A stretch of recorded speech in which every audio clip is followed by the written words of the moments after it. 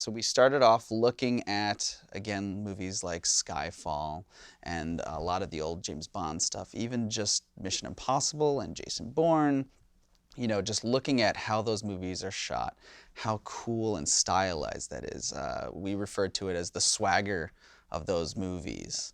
Because from there, all we wanted to do is replace their heroes with a pigeon. And we felt like the more grounded and cool that stuff looked, the more ridiculous it felt when there was a pigeon there. We didn't want to make this a spoof. We wanted to make this a legitimate spy movie, just at the hands of a crazy gadget person who transformed their spy into a pigeon. Yeah.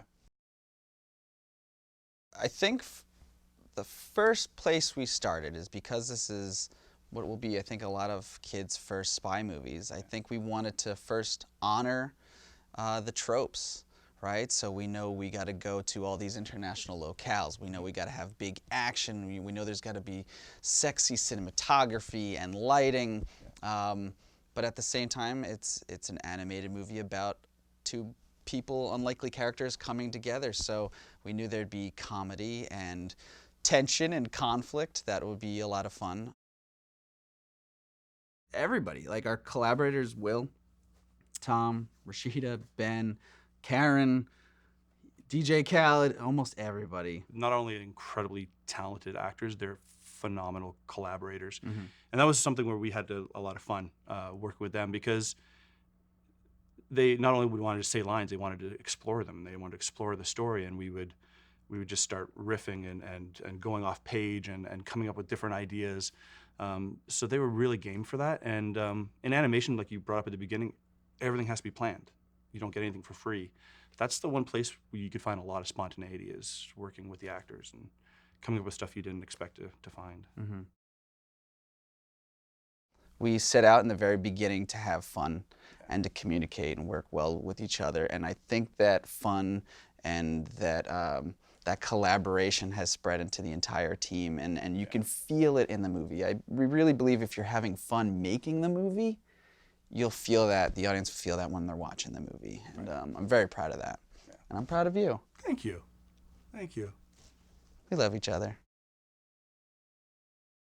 Tom has a charisma and an earnestness about him that even when we were trying to cast, like we were going through names and names and names. Like who's the right person? No, this isn't the right person. This is too much. This guy's a bit too much of a clown. This guy's too straight-laced. And trying to find that balance was really tough. And it was really Tom. We sort of saw him in a trailer and we're like, oh my God, that's the guy. And so please, sincere. Yeah, and we were just like, please say yes. And he did.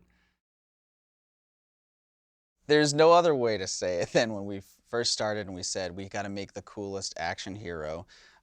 We went back and said, who was ours? And it was Will Smith. And, we started building the character. We started, both personality, the way the character looked and everything about him. And then we're like, how are we going to get him? Like, because he's Will Smith, right? But we were very lucky to first even get a meeting with him and pitching the movie and pitching our hearts out. He was into it and he really wanted to do it. And it was a dream come true to meet your hero and know how much your hero really cares about stories and storytelling and making the movie as best as it can. And he was a collaborator the whole way through. Even Ben as a person is a intimidating guy to be in a sound booth with. But outside of the sound booth, he's the most genuine, nice, like... Oh, he's amazing. He's such an amazing person, but then you get in that booth and he turns those lights down and you're just like, oh, I should have stepped into this booth. He's got this amazing ability to bring that terrifying voice through and yet still stay connected to that emotion, which I think really comes through in that third act that you're talking about, where you go, oh my gosh, this is someone who's in pain. And that's, again, we when it comes to casting, we lucked out with an amazing cast who we threw some complex performance choices at, and they were amazing. We had a lot of fun with DJ Khaled. DJ Khaled, love him. Yeah, it was great. Man, he is, you see why he's where he is. He's a mogul for a reason. The guy works hard, and he was so game to do whatever we asked him to do, and we really appreciate that. She plays Joy Jenkins, who everyone nicknames as Joyless.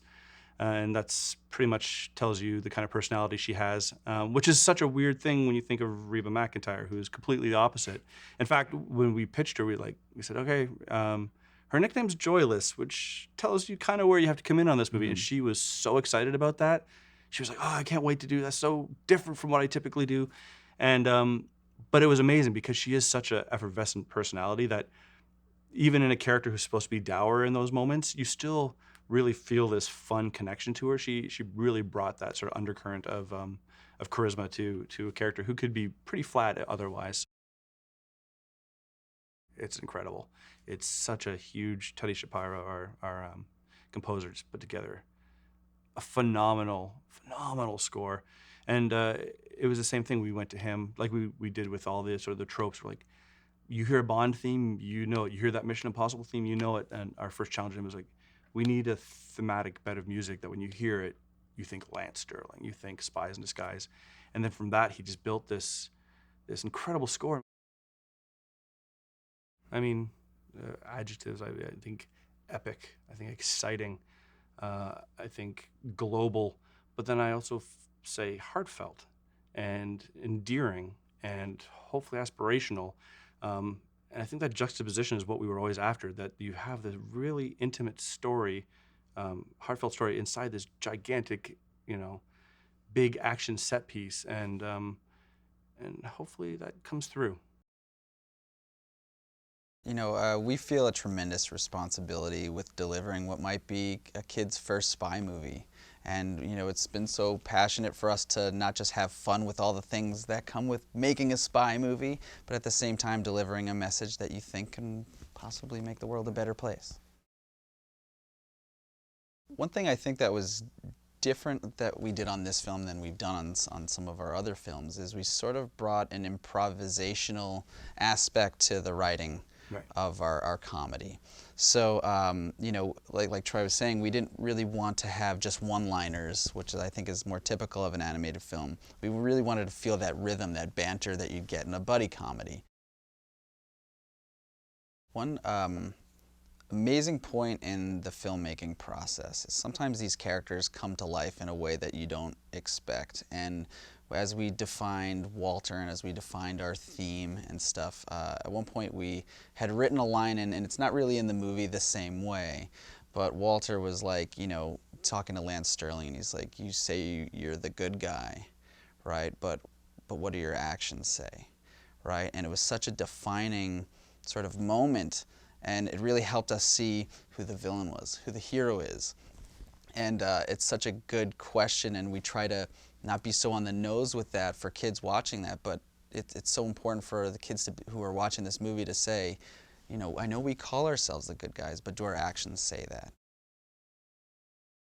One of the things that you learn and discover through time is just how amazing pigeons really are. Like, they're in every city around the world. Nobody even knows that they're there, right? So they're hiding in plain sight. Pigeons, because they have the eyes on the side of their head, they can see in 360 degrees, which means at any given time, they can see your face and their butt, which is why you can't sneak up on them. Right. They're one of the fastest birds in the world. Only the peregrine falcon is faster. But because they're so fast, they see at a faster rate of speed than we do. So everything to them feels slow motion. So we would always refer to it as pigeon bullet time.